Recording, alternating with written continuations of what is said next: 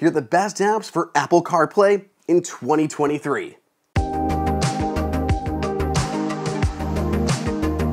Welcome everybody, welcome to Apple Insider. It is Andrew here, and Apple has continued to focus on CarPlay with a whole new version of CarPlay being introduced by the end of 2023. Now, before we get to that point, let's walk through some of the currently available best apps for CarPlay here in 2022 and going into 2023. Let's start off the list with some food ordering applications.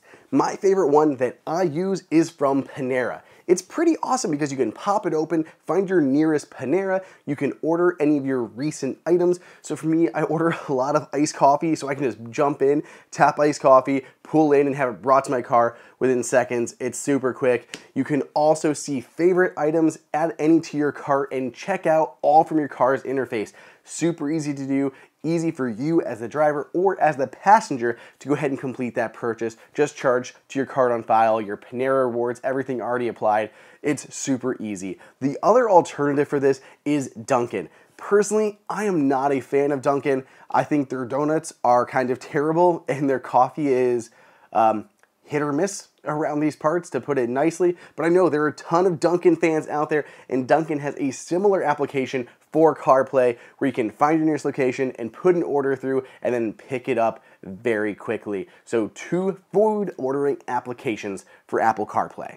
Moving into some audio apps, one of the ones that I use most frequently is Audible. Audible, an Amazon-owned company, is just home to a ton of different content. There are podcasts, there are audiobooks, there are these short-form stories they've been doing that are called like Amazon Originals that have all this like top-tier talent like John Lithgow, Pete Davidson did one. There's just a bunch and they've all been super good. So I love listening via Audible. Super cool to do. It's really easy to control everything, control playback speeds, all of that. If you're a fan of Audible, in the car is probably a big place that you'll listen to audiobooks, and Audible just happens to be my personal one of choice. Another useful one is for podcasts. I typically use Apple Podcasts, but when I want a better third-party player, the one that I use is Overcast. Now, there are a ton of them out there. Pocket Cast is cool. I can't even think of all of them, but there's a bunch of different ones. Overcast is very nice, and it's got a great CarPlay interface. You can see your podcast that you're playing, like HomeKit Insider. You can jump between the different chapters in there that can have different chapter art, adjust playback speed, all of that stuff. Very easy to navigate and listen to all of your podcasts inside of Apple CarPlay.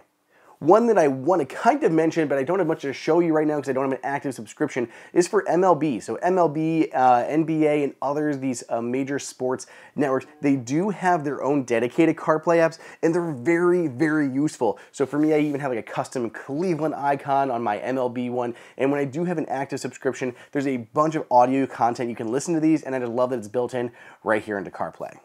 Navigation.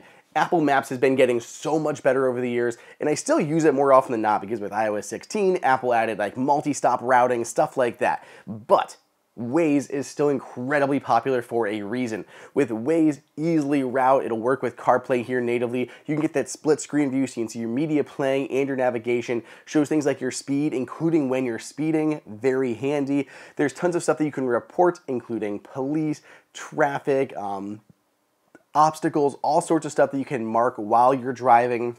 It'll automatically reroute you, looking for faster routes as you drive. All super handy. People love Waze, and it's honestly just a great CarPlay application, great for navigation. If I'm not using Apple Maps, Waze is going to be my secondary solution.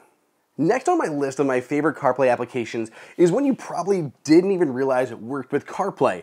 It's called Brave. Brave is actually a browser. It's on your Mac. You can be set as your default on iPhone and iPad. It's a really nice, secure, private browser. But they also have a CarPlay counterpart. So while you're browsing on your iPhone, you see a video or something, maybe you're perusing the Apple Insider YouTube channel, which is pretty great from what I hear, you can go ahead and just save that video to a playlist, and then when you get in your car, you can play the audio. You don't even have to listen to me right now. You could be listening directly in just CarPlay. Don't have to watch. You can just listen inside of CarPlay like a podcast. It's so cool, and I just love the ingenuity here of Brave taking something as simple as a YouTube video and just converting it into audio for the car without anything extra needed. It's beyond useful, and if you ever use Brave as your browser, you should check this out. Finally, with iOS 16, Apple added a couple new CarPlay app categories, and really, we have not seen companies take advantage of them, other than one. So the new CarPlay apps can be for things like towing and getting assistance for your vehicle, as well as fuel apps. So fuel apps can let you just pay directly from your car's infotainment center. So the one that I chose here, because it's the only one available, is from a Chevron.